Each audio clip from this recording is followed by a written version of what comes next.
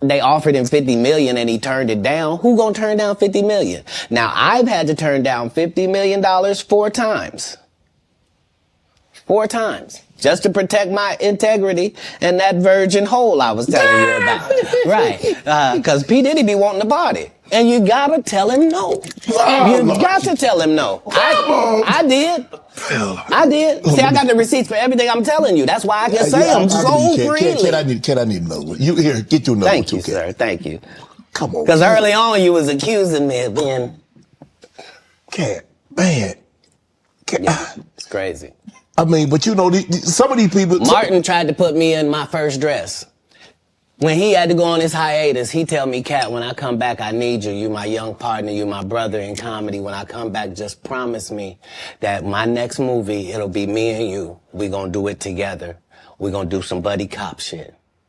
I said, Martin, you got my motherfucking word, my nigga. No, so there was a crossroads where we were both invited to an Illuminati thing, and it had to be one or the other of us, and decisions had to be made. So it was both of us, we were equal. One of us had to cut off all their hair and couldn't do the sideburn thing no more with the points. And the next person, they said, was going to get $200 million because they were going to pay him $10 million a movie to do 20 movies. And that's how the conversation happened. One of those persons turned out to be Ludacris, and the other person turned out to be Katt Williams. Now, one person ended up with a light-skinned, ugly-faced wife that's never done it. Remember I told you that if I say that, it applied to 7 people? Yes. It's part of what they give you.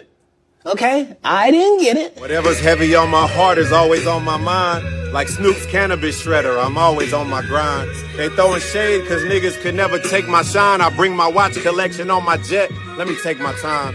Like fine wine, I'm aging like Benjamin. Top 5, I'm worth mentioning. Bring me rappers, I'm lynching them.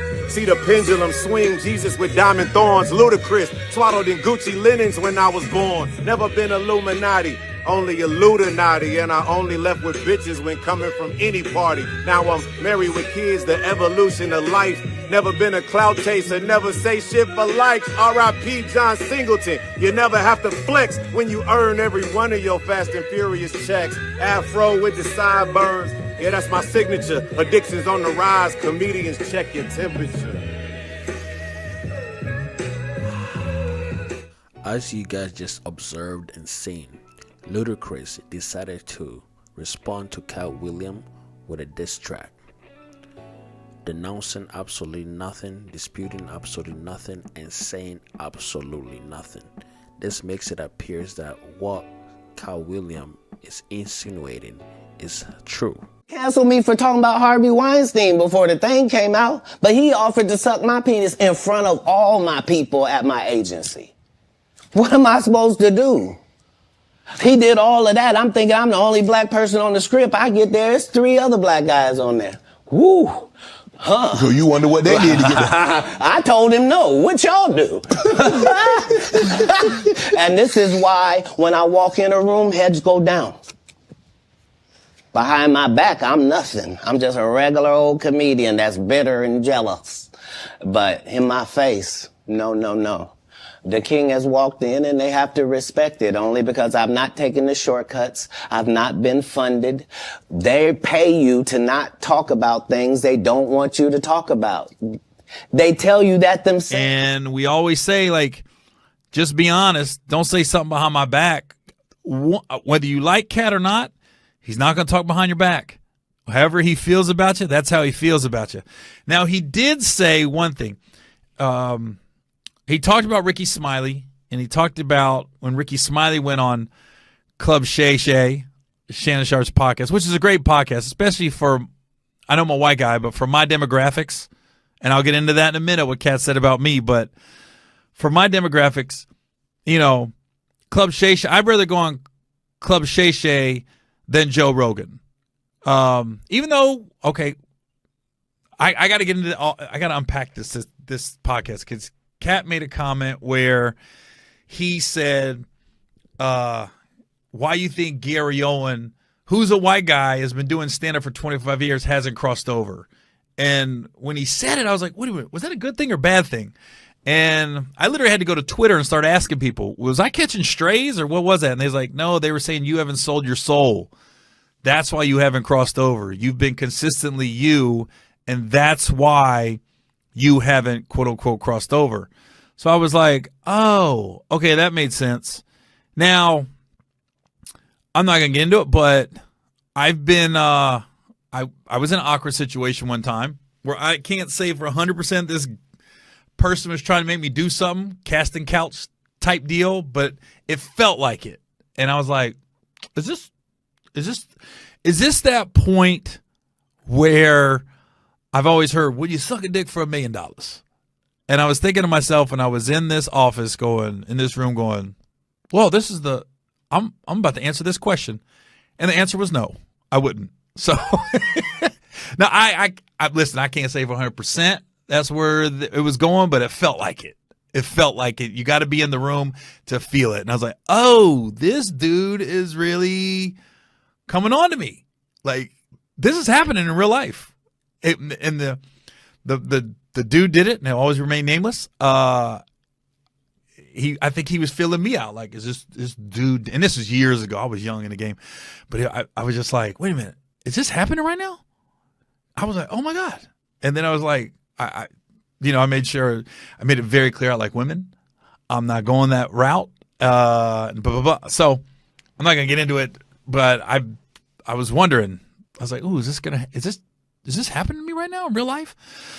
So I think Katt was saying I haven't sold my soul, and that's why I haven't crossed over. Gary Owen experiences aligns with what Katt Williams said in regards to Weinstein. Most coincidences is a direction to the truth.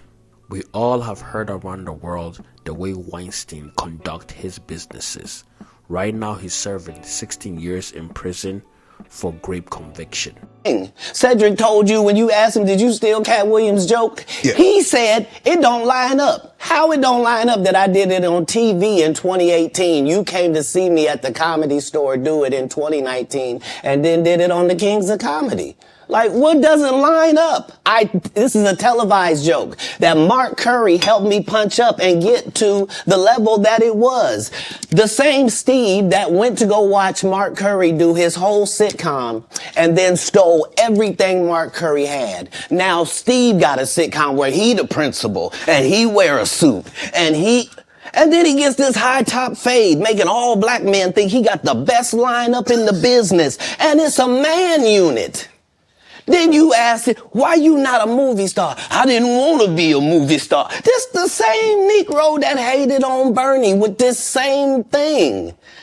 I didn't want to be a movie star. No, you couldn't be a movie star. There are 30,000 new scripts in Hollywood every year. Not one of them asks for a country bumpkin black dude that can't talk good, baby, and look like Mr. Potato Head. There ain't none. You would have to have range. I played a lot of characters, 60 movie roles. I'm not playing Katt Williams in there. I don't know, Katt. We might not let you drink anymore the way I mean, we ain't even got. I'm not fueled by alcohol. I've had a sip, less than you. The truth don't need motivation. I'm just saying I can't let these dudes lie. Cedric sitting here telling you why he ain't a movie star. He over here look like a walrus. You didn't say nothing. He can't even get his arms off his stomach sitting over here. Why I'm not a movie star. What? It's a situation. He never wrote anything. Remember, when Cedric the Entertainer starts, he's supposed to be singing, dancing, and telling jokes. That's why he's called the Entertainer. Right. We found out he can't sing, can't dance, and doesn't write jokes. He did 4 comedy specials. They're so bad, Shannon, they're not available on Netflix or Tubi. Can I say that again for the audience? They're so bad that they're not available on Netflix or Tubi. You don't think Sam's a good comedian? The world doesn't think that, sir. I have 12 comedy specials. He has 4 specials that are not available on Netflix or Tubi. It seems to me, Katt, that you had a lot to get off your chest. No.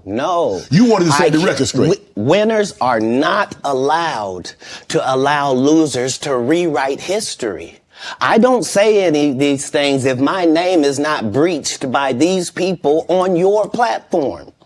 If you give a liar a platform to lie, then I'm not being messy by saying, hold on, that never happened, it's untrue, and there are hundreds of witnesses for each thing I'm saying. So he gonna walk up and introduce himself, Chad Johnson, man. Everybody around here call me Bombinish, though. Everybody around here call me Bombinish, it's fine. You call me that. Don't even worry about it. Everybody call me Bombinish. Everybody call you Bombinicious. Yeah, everybody in the whole city call me Bombinish. Don't even worry about it. It's fine. You call me that. Don't even worry about it. Bombinicious, this is what everybody call. Yeah, everybody call me that, man. Don't worry about it. I'm like, all right. So all week long, my ass talking about Bombinicious. What up, boy? Hey, Bombinish, you gonna run, come over here and watch the game with us later on? Hey, Bombinish, run to the store, grab some beer, come on back. My cousin said, what you calling him?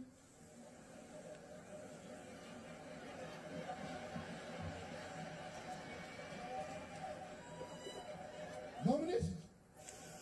He said, everybody call him Bombinish. He says, all right for me to call him that. Like, no, man, his name's CJ. He's saying you can call me by my initials. That's what he said. The only way that I can answer that question is by telling the Bombinicious story. It's a true story. See, there was this white family lived in Mississippi, and they had this man who worked for them occasionally named Bombinicious. Now, he did various small jobs for them on and off for about a week. One night, he had just finished bartending a party, and the lady of the house realized that she didn't have any money. So she said to him, Bombinicious, I want to write you a check, but I don't know how to spell Bombinicious. And he said, well, I've been meaning to talk to you about that. See, when I came to work for you, I told you my name, and then I said, but you can call me by my initials. The proof is in the pudding. If Cedric is able to rob a joke from a single TV show, what will stop him from robbing jokes from other comedians? LA, nigga. I've been doing shit. I was on That's So Raven. I was on all this shit. I did extra work. I was on all the little white people TV shows, the black people TV shows. I used to be on Dance 360, bitch. I've been out here. I've been telling jokes since 1996. 1996. This nigga said, oh, they wouldn't let her perform in the Comedy Store. That's true. They wouldn't let me perform on the white nights in the Comedy Store, but I performed on all the black nights. They wouldn't let me perform on the white nights at the Improv, but I performed on all the black and Latino nights. And so the rest... Chimp Williams. Chimp Williams.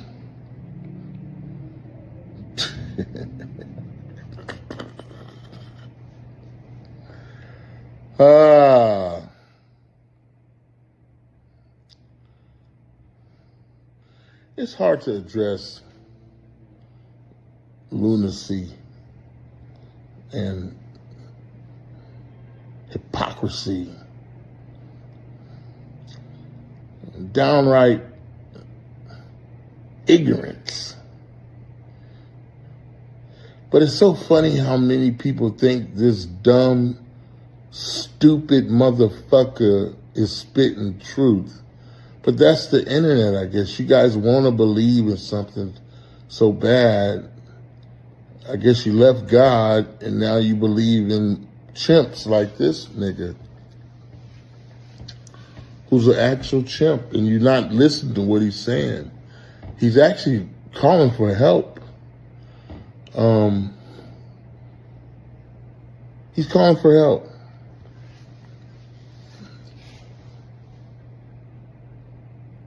None of the shit he says lines up with nothing. He runs a Fort something sub. This is where he tells on himself.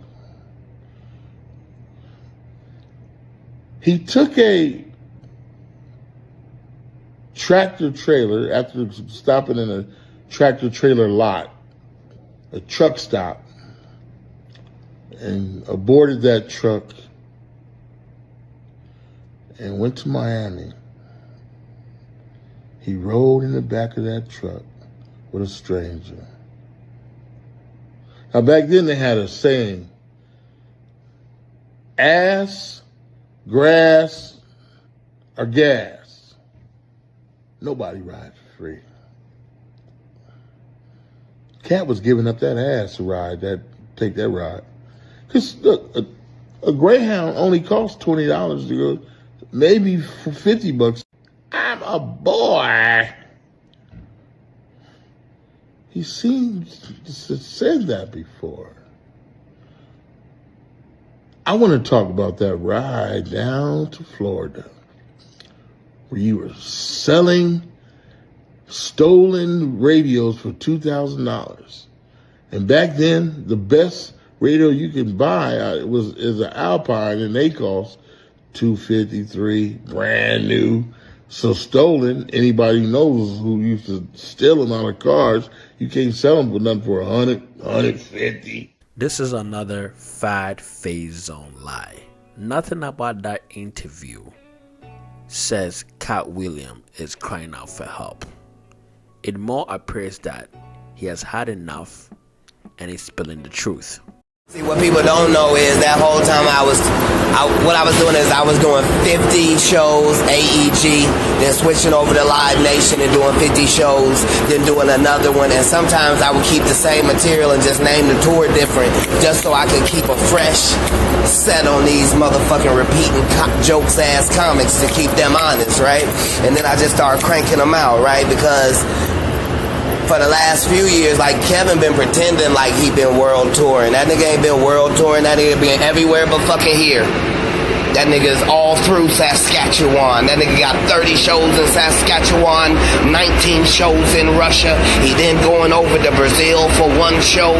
Then he goes to Greece and anywhere but coming through these motherfucking hoods. You dig? So while he wasn't there and off making 85 million, I was over here not making 85 million. But it's all good. I don't mind $1 million a month and keeping my soul. If them niggas fart, you don't hear nothing. It ain't one famous paper cup boy out there. You wouldn't know the plastic cup boys if all of them walked in wearing plastic cups.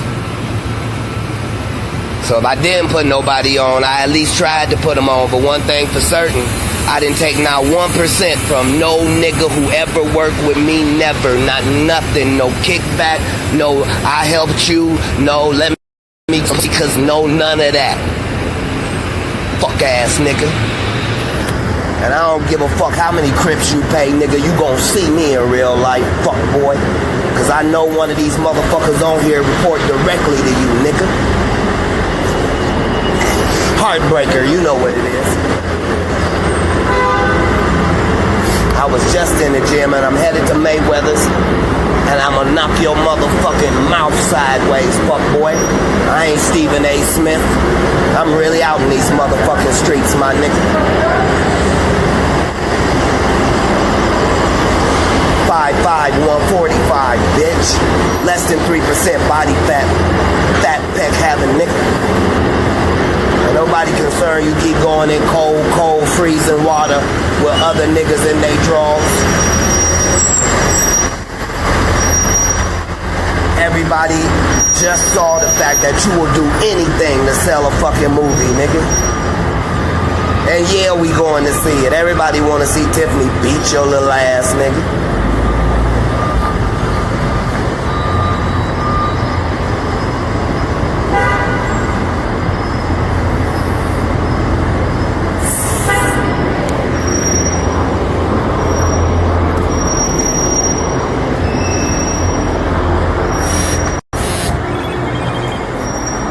Man, there's too much stuff popping up.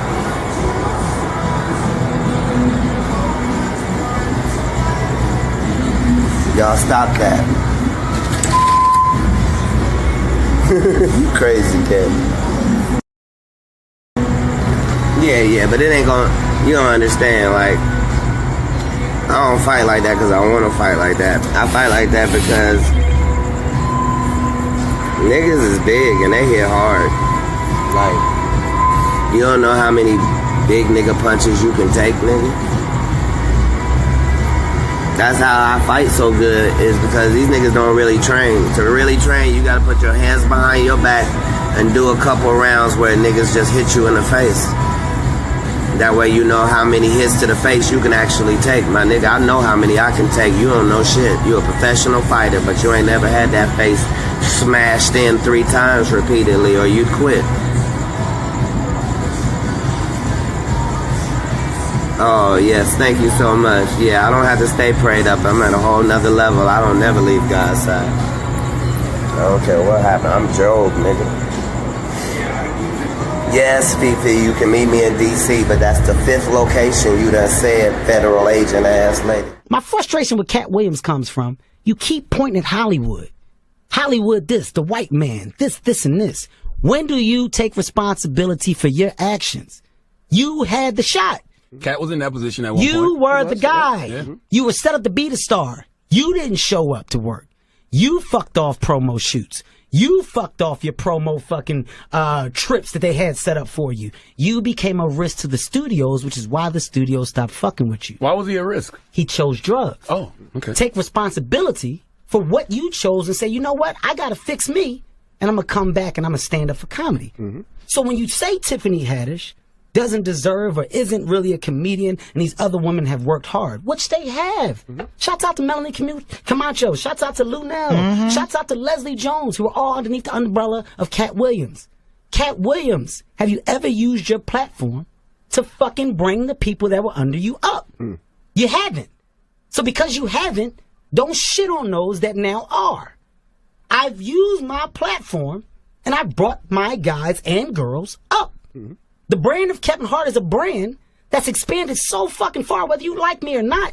My presence in comedy will forever be felt because I'm a fucking boss. This beef between Katt Williams and Kevin Hart seems to be stemming from way back. Tell me what you guys think in the comments. And to the rest of you,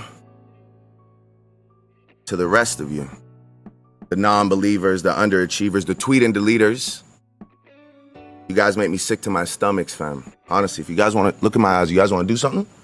You guys, that's what I thought. No, that's what I thought. That's what I